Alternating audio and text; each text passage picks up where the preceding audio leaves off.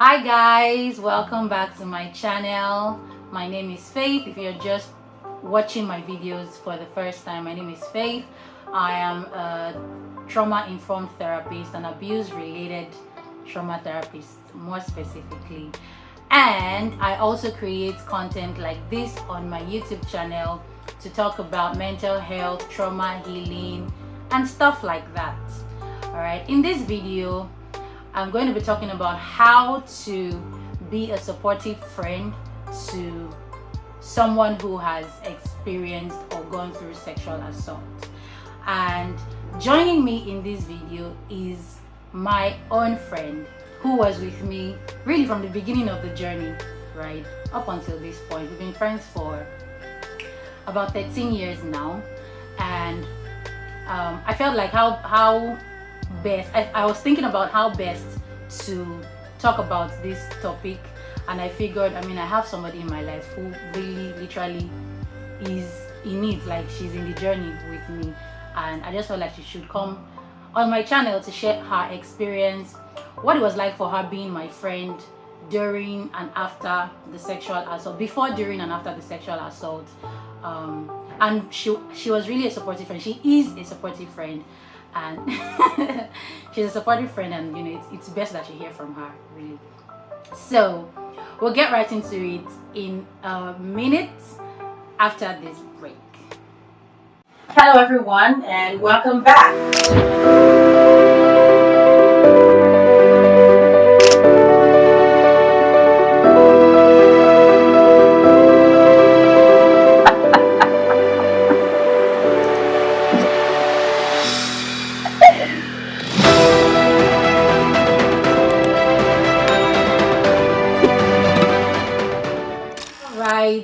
Welcome back everybody. This is Adesua. She's the friend I was telling you about.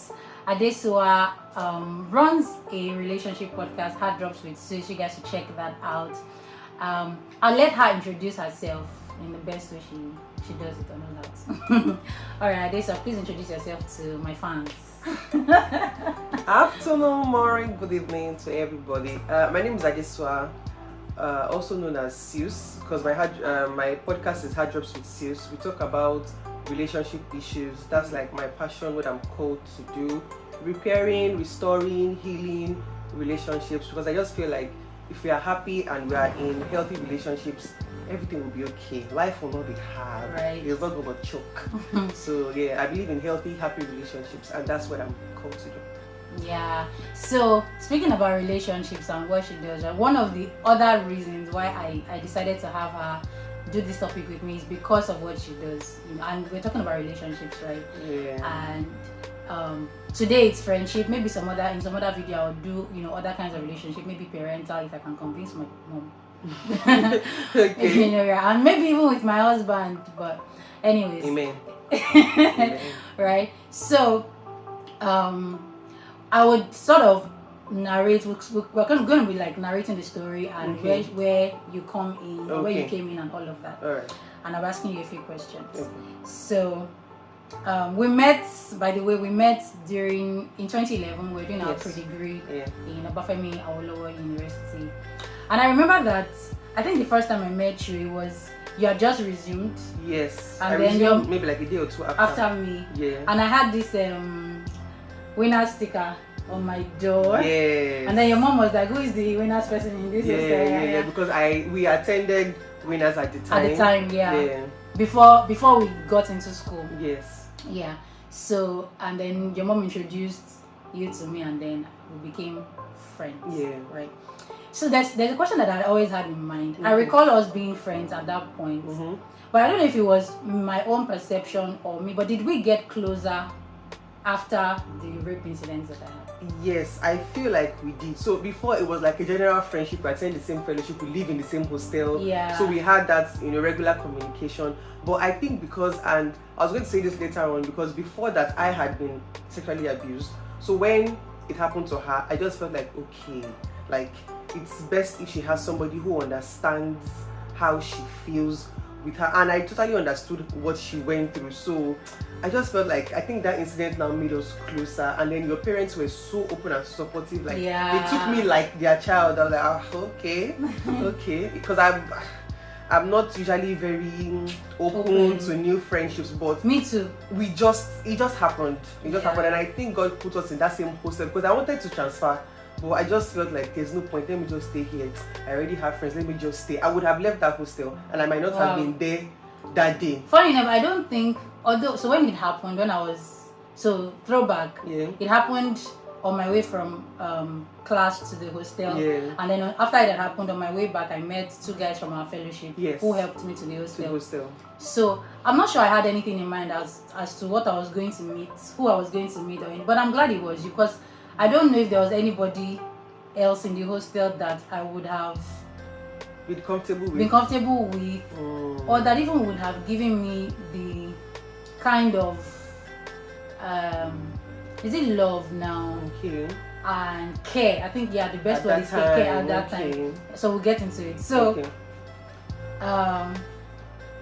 so yes, I already asked if we were close before the incident. We were friends, maybe not that close. So when I think apart from that first day when we met, I would say one of my core memories of Faith was we were going to church one day, like from the hostel to fellowship that time, Glitters compound. And she paid my transport fare. And and I remember I was like, so a girl can pay my transport fare. I thought it was only boys that do it to like get you to like them. So I was like, okay, she's a nice girl. And then she now sang us like, sing slow-mo. Such a singer. So I think those were the things that really attracted me to you, even before the incident. I can't remember. I remember. Anyway, okay, so what was when Dele and Sheol, when they brought me to the hostel, when you saw me, because I met you outside, so we had this well where we used to search. We suffer. They gave us tap, but apparently it was for decoration. The real source of water was the well. So I met the woman at the well. The woman at the well. Preach. So I met her at the well, and when you saw me, what was the first thing that came to your mind? So I thought she was in an accident, like maybe bike or something, because so I don't know how to describe it, but from the campus, if you go through the main road, you have to use a bike, and the road is express, and bike mean an express. It is well. So they do usually accident themselves. I just thought, the way she's limping, maybe like she fell off a bike. Limping. Yeah, she fell off a bike or something. So I thought maybe they saw her by the road and they brought her in, and then they just went. So I was like, won't they even wait and see where she got injured? And then she now told me what happened. Funny enough, I wonder what it was like for them, whether it was awkward. I feel like it might have been awkward because knowing that it was a guy, like it was a man like them, or it was men like them who did this. And then the fact that they already knew you as this, soft, fragile, like baby girl, like I think it does something to your mind where you have an image of somebody and then something happens to them and like, should this happen to this kind of person? Right. I think yes, maybe awkwardness and maybe compassion, but you know how men don't really know how to communicate their emotions, better just not say anything about it. But I think it might have been hurtful for them too as well. Yeah, I think so. Yeah, and I'm glad, and that's another relationship. Even though I may not be able to get them to come to my church to talk here, but they were friends from church, from our fellowship. And they were quite helpful. And I'm glad I even met them, because with the way I was walking and limping and all of that, and that distance is long. It is long. Having to be by myself, and then even the shortcut was long. Even the shortcut was long. Well, compared to the express, it was a shortcut. It was still quite. It was like 20 minutes long. I remember we used to do Crefodola confessions from the hostel to campus, and it was 20-something minutes. Yes. So it was quite a distance. So when they told you, I can't remember if it was me or it was. I think it was you that told me. I asked what happened because I kept looking for bruises because I thought she fell off a bike and I didn't see anything physical. So what happened that you are in so much pain? And then she said, "I've been raped." I was like, this thing still happens. And I just said, "Don't worry. It doesn't define you. It doesn't change who you are. Don't worry. Because I didn't have anything else to say, and I think I said that. To say anything at that point. Yeah, because I think I just said it because that was what I was told, like you shouldn't affect yourself, what you shouldn't. So I feel like I just said it back because I didn't know what else to say at that point, and I was just so hot, like, why? Like, who would do this? Because like I said earlier, the image I had of her was just this innocent. Yeah, like this gentle, even though you're not really gentle in behavior, you know. But then I was just like, why? Like, of all the, I know like anybody deserves it, but I was like, why you? Like, why would they do that? Right. And I just didn't have anything else to say, but it's okay, it's okay. It doesn't define you, it doesn't change who you are. It's okay. And then we cried. You cried, I cried, but I tried not to like cry. Yeah. Because I'm like, somebody is crying. You two will not cry. They are two criers. So yeah. I think we now try to find a way to get to the hospital or something. Yeah. So did we? I can't remember if you. I know that we were in the bathroom. Yeah. I didn't have my bath, did I? Because that's even something I want to mention. Okay, because I know that I mean, from now that I know more about it, I know that it's best, especially if you want to pursue legal actions. Yeah, best not to have your bath or anything. And so that there's evidence. Yeah. Yes. So I don't think I showered, but maybe I cleaned, because it was on the floor that it happened. I mean, on sand. So maybe I just dusted, cleaned off. Okay, sand on your body. Yes. Because I know I was still putting on the same clothes. Yes. I didn't change. Yes. So we went to. I know we went to the student affairs, but I don't know where we went to first. Somebody must have told us to go to the student affairs. I feel like the clinic was already closed because they closed when like classes closed around like 2-3. But I know we went to see the body in charge of the school, and then they mentioned something about THC, OETHC.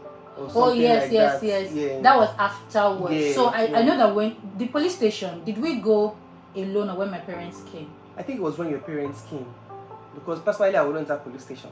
I know I just had this fear of police officers, so I don't think we went. I think we waited for your parents. Yeah. So I think what we did was went to the school. We were going to the school clinic. Yeah. It was closed. Somebody now said we should see the student affairs person. They were still there, but they said they were not attending to because they are closed. It was around maybe by the time we got there, maybe it was already 5 or so. Or something. It was already in the evening. The rape incident happened past 3 p.m. thereabouts.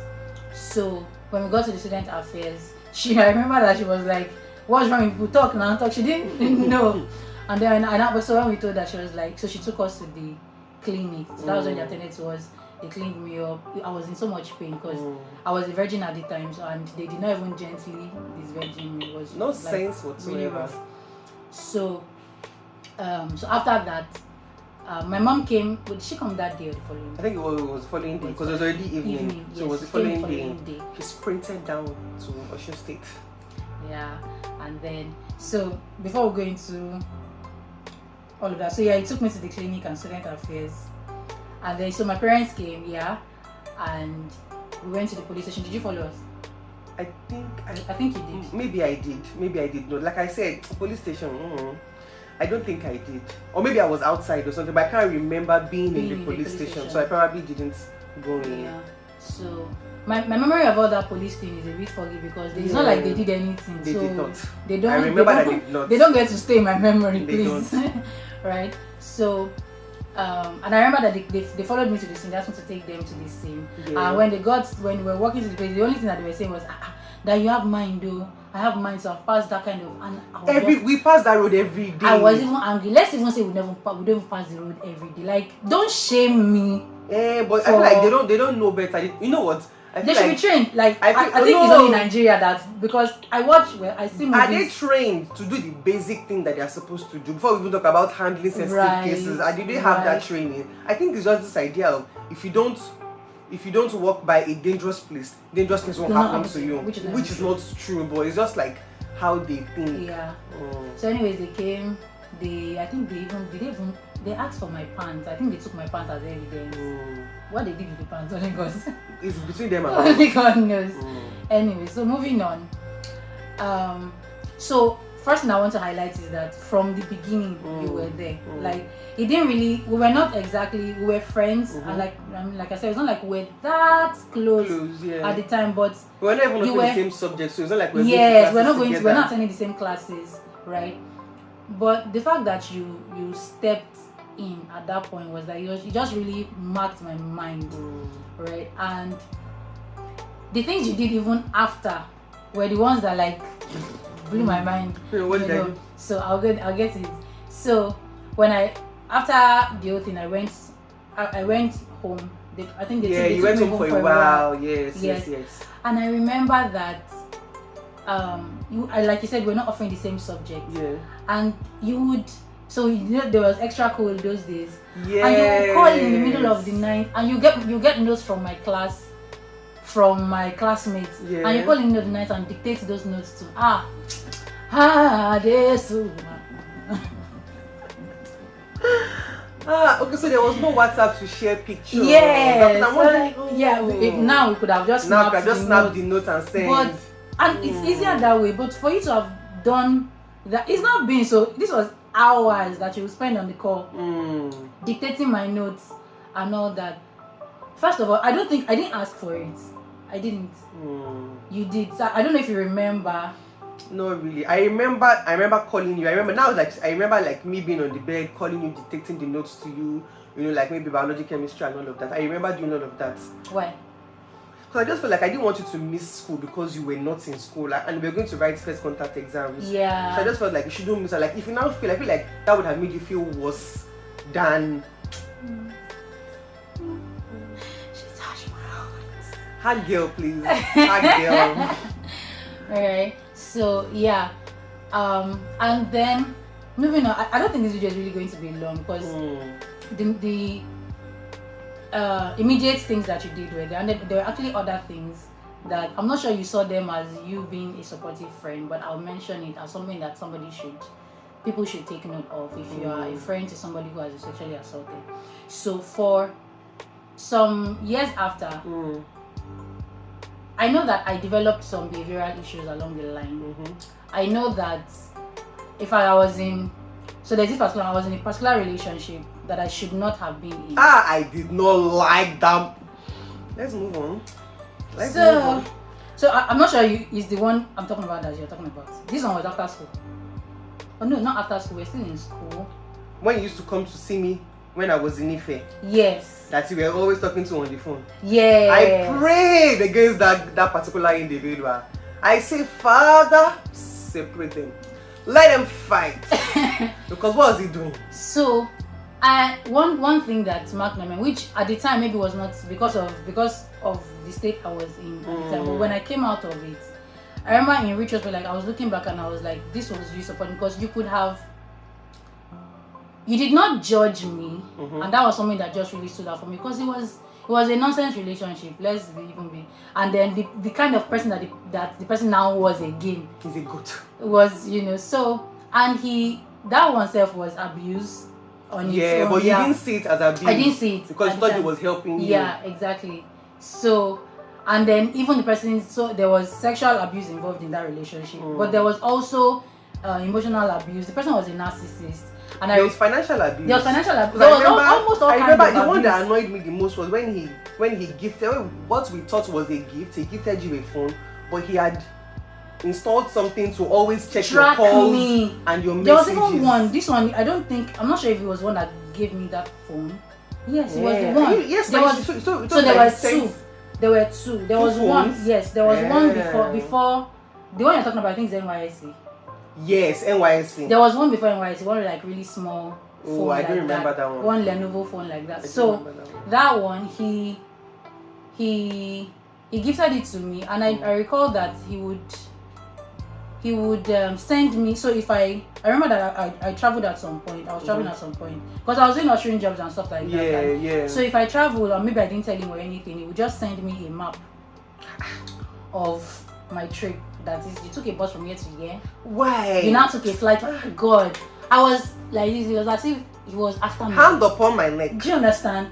So then this other phone you're talking about. This one, as it was just the height. So I was in my hostel. It was like he didn't want anybody else talking to me. Yeah, like not even friendship. Do you understand? Like just be alone. Let it be me and you. Like if you ever need anything in life, let it be me who is giving it to you. Because he wanted her to be indebted to him. And even tried to come in between us, by the way, so that because she was my support at the time. Exactly. Right. So he gave me this phone, and then I remember that I was in my hostel NYSC then, and then I called. So there's this guy in my hostel who was living upstairs. That was toasting me. Toasting how innocent toast. So he called, and then he had a gen. I didn't have a gen at the time. He had a gen, and then we had light issues. I feel like if he knew gen was the what's that thing they call it? Was the clinical factor, he would have bought gen for you, just so you would not have gone to that guy. So that's another thing about the financial abuse part. He always wanted me to beg, depend on him, and then I would make requests, and he would. So man, this thing is. I feel like we're even now, another matter. You know what? Let's just because to the point of 1K, as in that was when I was still in school. Like I'm broke. Give me 1K, as in. Let me even eat. And I feel like he took pleasure. Yes. In seeing me suffer and needing him. Yeah. Right. The more you need him, the better he feels. Yes, exactly. So, anyways, moving on. That one is a story for another day. Right. So I remember that so this guy called. He was not in the hostel at the time. So I usually call to ask him to know whether he's around so that I can go upstairs to charge my phone. So he called me. I can't remember if it was on a call or I called, and now said that I'm around. Yeah, come upstairs. So I went upstairs, charged my phone, came back. By the time I would come back and opened my WhatsApp, I saw a voice note from this guy, from this our narcissistic abuser boyfriend. He's not all of them. Please, the narcissistic human being. Don't connect him with us, please. He's on his own. So he sent me a voice. By the time I listened to the voice note, it was my conversation with the guy upstairs. You didn't tell me this that said I should come upstairs. You didn't tell me this part.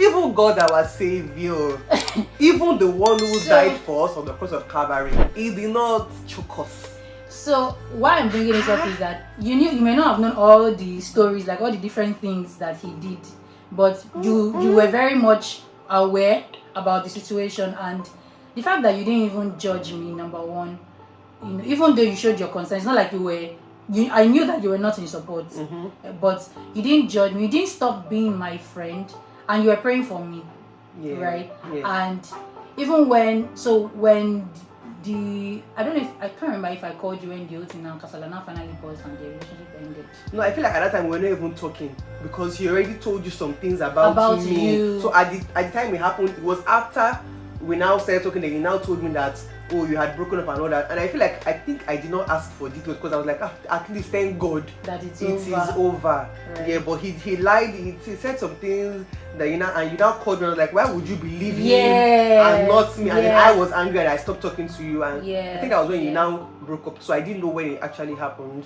Yeah. So anyway, fear not fear men, fear evil men. Yeah. Because they are good men. Hallelujah. So, and I think he was able to prey on me at the time because I was already vulnerable. And then you were now alone. Yes. Was I? When I met him, I was not alone. I think he was one that literally isolated me gradually. Oh, but you didn't have you didn't have friends now at that time. At least I had. Okay, well you had the twins on campus. Yes, exactly. True. That's true. Although they were not as close to me as you are. But yeah, we were pretty much close. But there's a way anyways. You should make sure that it's just you so that you would always depend on him for survival. Then, And speaking of financial abuse again, so there was a time that he so he took my card. I had this Pioneer card, right? Oh yeah. And I remember I had I was a freelancer working on Fiverr, and I had $80 on that card. And so he had this thing he used to pay for because he also was working on Fiverr as well. And then he was doing video animations. So he needed to pay for the program. The annual stuff. That software that he used. So he was not lying that he had he didn't know what was going on with his card and all of that. Apparently he didn't have enough money on it to pay. So I was like, are you sure you didn't have money? I feel like he wanted to take your money so that you will still come back and ask him for money. Right? So he asked on my card. I didn't even know what he was trying to do. Just like he wanted to check something. And I was really so naive and trusting and all of that. So I gave him the card. If somebody said they love you, won't you trust them?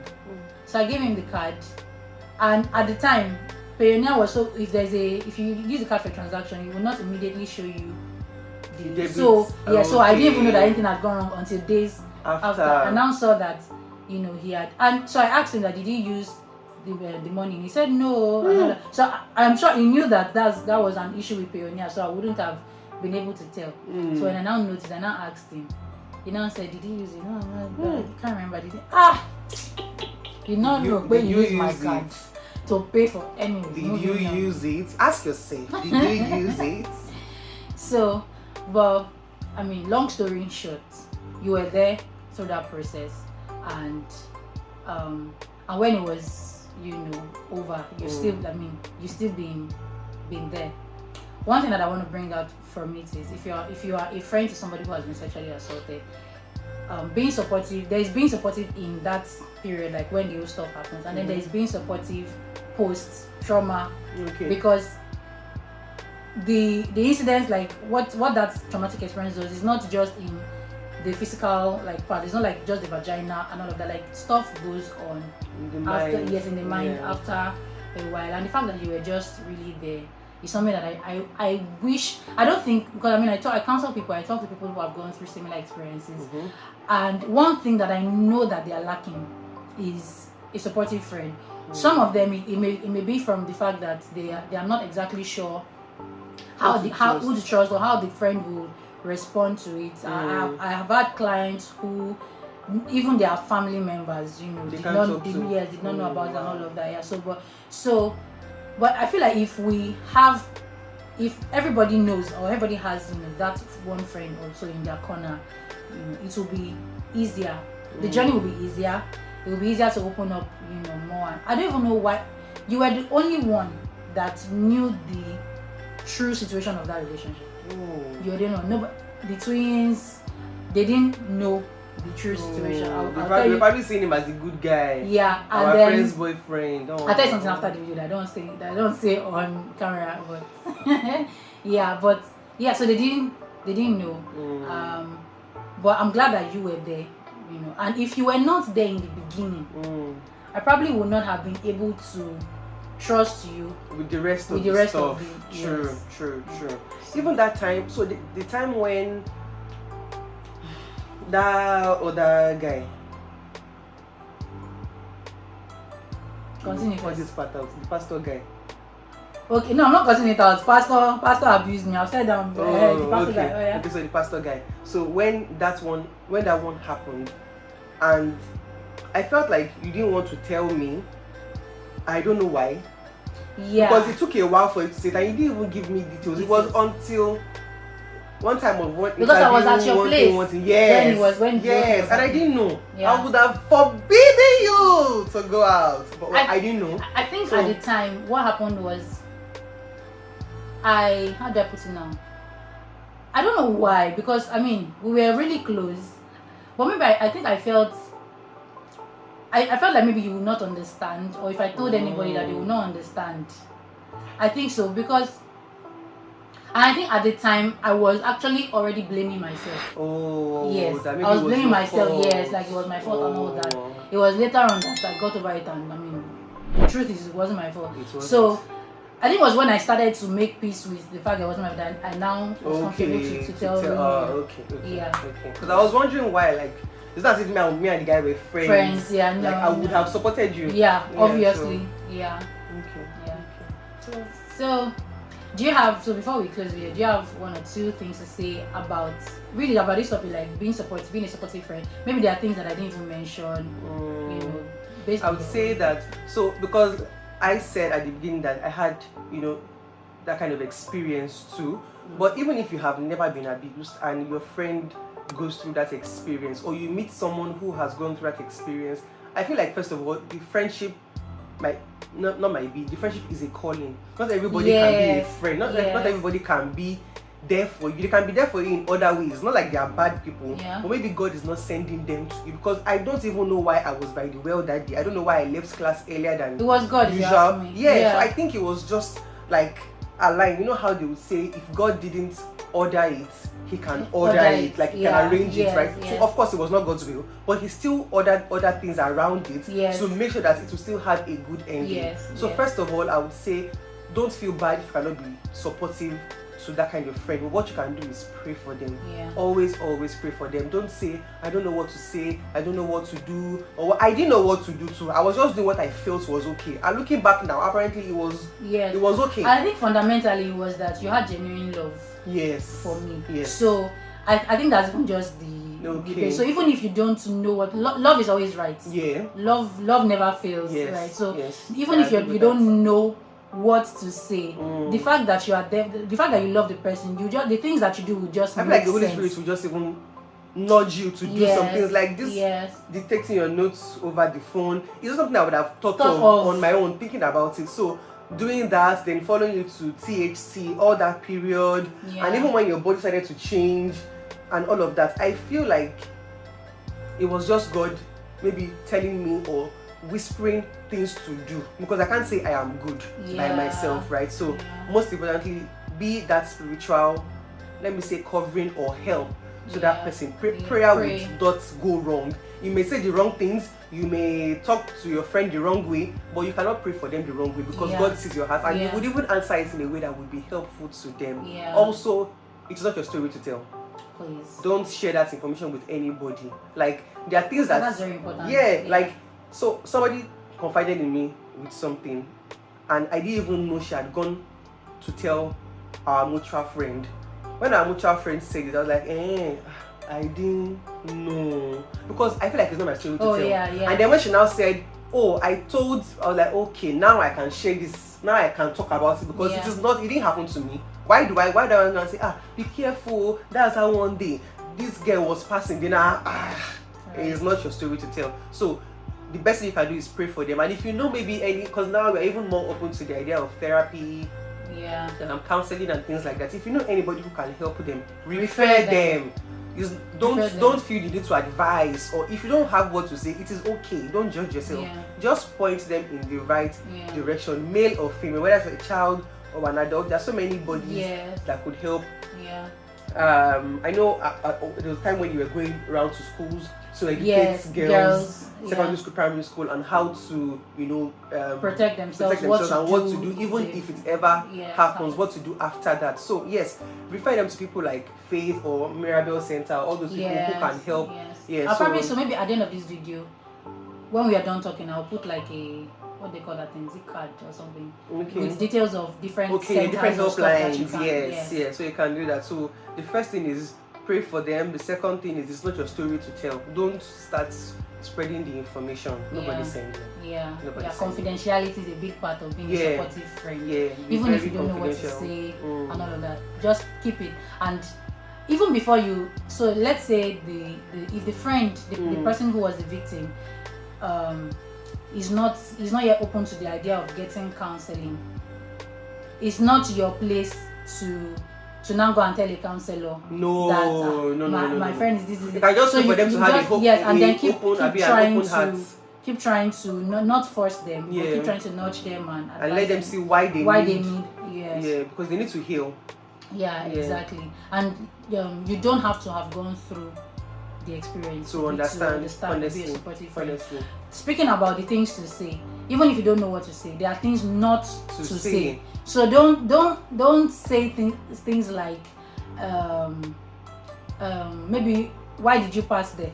I wish you had not passed there. You may even think that you're being sympathetic when you say, I wish you did not pass that place. But you're making them feel passing the place, because how would they have known? We pass that road every day. We still pass the road after that thing happened. We did. It's not about the road, it's about the animals. I mean, on the road. That's it. So so these are. So there's this thing that people say, religious people say. I don't want to call them Christians. Religious people say, it's God's will. It's not God's will. It's not God's will. God can make something good out of it, but isn't that cause the problem? No, it is not God's will. Don't say, it's God's will. Who are we to question God? First of all, we can question God. Second of all, God will not do that kind of thing. Somebody that loves you, a father who loves you, would not put you through pain to teach you a lesson. Which lesson? If your earthly father is doing that, that's on him. But Heavenly Father, no, he won't do that to you. So don't say it's God's will. It's not God's will. But God can make something good out of it. It can bring something beautiful out of Very it. true. The way she's now helping other people, empowering other people, is something good that came out of it. It wasn't God's will. Yeah. And I even feel like if it had not happened to me, maybe I would not be doing what I'm doing to the extent that I'm doing it. But I know that I've always had that that drawing towards psychology and things like that. So I would have been doing something related later on in life. And still blessing people. And still blessing so it's people, not like because if this didn't happen, you won't have purpose. No. Yeah, exactly. My purpose is still still there. So whatever I'm doing now is an assignment in my purpose. So it's not like the entire reason that God created me. No, exactly. So it's an assignment, right? Yeah. So with these few points of ours, we hope we've been able to convince you and not to confuse you that you can be a supportive friend to anyone who has gone through sexual trauma. I think we should just maybe even highlight, because we've said a lot. So number one, the things to say, right? You mentioned that you were like, it does not define me. Yes. So that's something that you can also say to encourage them, you know, and even reassure them that you are there for them. That I'm here through the journey, through everything, that I'm here, you know. Be there for them, like be present, which is something that you did. Be present for them. You may not be, depending on whatever stage of life you're in and what you're doing, you may not be 100% like you can't even be there all the time, but letting them know that you are there when you can, you are showing up. Right?